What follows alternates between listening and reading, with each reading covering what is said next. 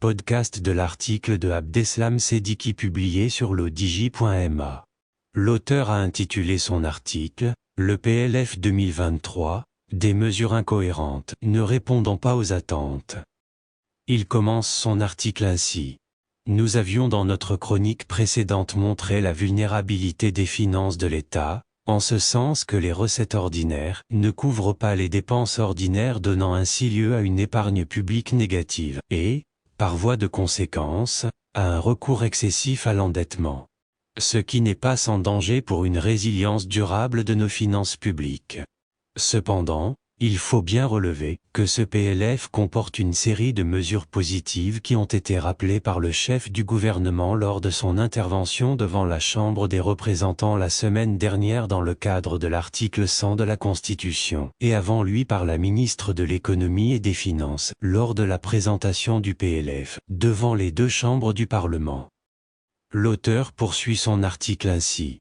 Sans présenter le listing exhaustif de ces mesures, on rappellera l'augmentation du budget de la santé de 20%, soit 4,6 milliards de dirhams, l'augmentation du budget de l'éducation nationale de 10%, soit 6,5 milliards de dirhams, pour le porter à 69 milliards de dirhams, le maintien, pour au moins l'année 2023, de la caisse de compensation en lui affectant une dotation de 26 milliards de dirhams destinée au soutien des trois produits, à savoir le gaz butane, le pain, du blé tendre et le sucre, l'accroissement conséquent de l'investissement public d'un montant de 55 milliards de dirhams en une seule année, passant de 245 milliards de dirhams à 300 milliards de dirhams, soit un taux de 22,4%, l'exonération des droits d'importation sur un certain nombre de médicaments destinés au traitement des affections de longue durée, tout cela mérite d'être souligné.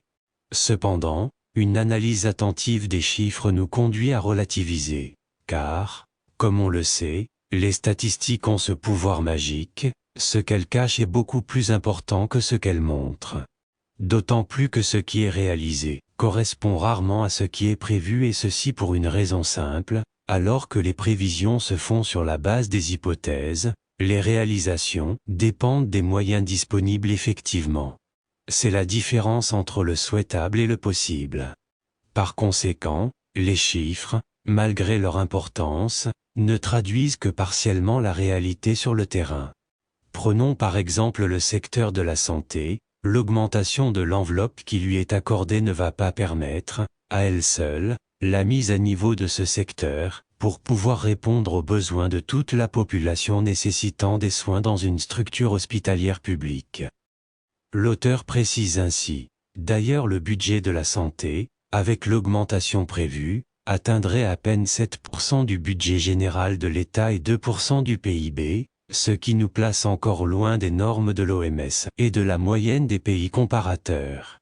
Rien que le besoin en ressources humaines dans le secteur public, il est estimé, officiellement, à 12 000 médecins et 50 000 infirmiers. Par conséquent, les 5 500 postes budgétaires accordés au ministère de la Santé et de la Protection sociale ne sont pas négligeables certes, mais ils présentent moins de 9% des besoins. La même remarque est valable pour le secteur de l'éducation. Il nous faudra des efforts continus à moyen et long terme pour combler le déficit en ressources humaines tout en améliorant la gouvernance.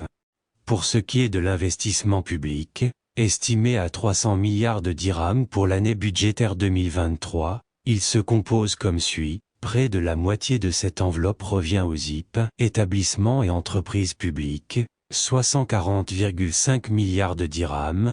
Le budget général, les CST, comptes spéciaux du Trésor, les SEGMA, totalisent, en procédant à la neutralisation des transferts du budget vers les CST et les SEGMA, le montant de 95,5 milliards de dirhams, soit 32%. Le fonds Mohamed VI pour l'investissement est doté d'une enveloppe de 45 milliards de dirhams, soit 15%. Les collectivités territoriales y contribuent à hauteur de 6%, soit 19 milliards de dirhams. Ces données appellent une série de remarques. 1. L'investissement public, qui représente les 2/3 de l'investissement global, se caractérise par une efficacité limitée due notamment à une mauvaise gouvernance. 2. Il n'est réalisé que dans une proportion tournant autour de 70%, ce qui signifie que l'investissement effectif ne dépasserait pas 210 milliards de dirhams. 3. Il est mal réparti territorialement et ne profite pas à toute la population de la même manière et par conséquent, il ne fait qu'aggraver les inégalités territoriales, comme cela apparaît dans le document relatif à la répartition régionale de l'investissement. Ainsi, d'après nos calculs, réalisés sur la base des chiffres disponibles, les montants de l'investissement public par habitant varient, selon les différentes régions, entre 17 690 dirhams et 1334 dirhams.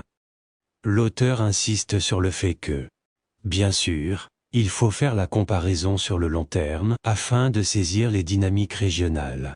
À ce niveau, les rédacteurs du dit document relèvent effectivement une dynamique régionale des régions à faible contribution au PIB, dans la mesure où elles connaissent des taux de croissance plus importants que les autres.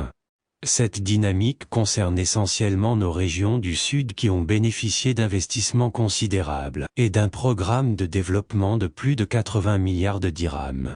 Mais pour l'heure, on relève toujours la concentration de la richesse dans les trois régions, Casablanca-Ceuta, Rabat-Salé-Kénitra et Tanger-Tétouan à l'Océma, qui concentrent à elles seules 60% du gâteau national.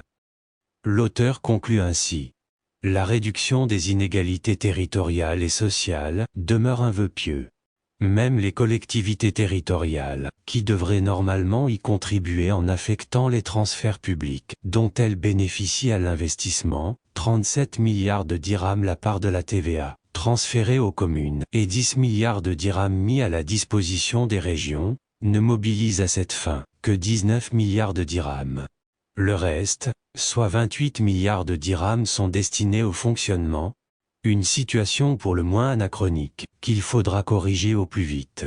Il est temps de clarifier les rapports entre l'État central et l'État territorial, à travers la mise en œuvre d'une politique audacieuse de décentralisation et de déconcentration qui soit en harmonie avec l'objectif stratégique de la régionalisation avancée. Rédigé par Abdeslam Seddiqui, élu par l'intelligence artificielle de l'Odigi Media.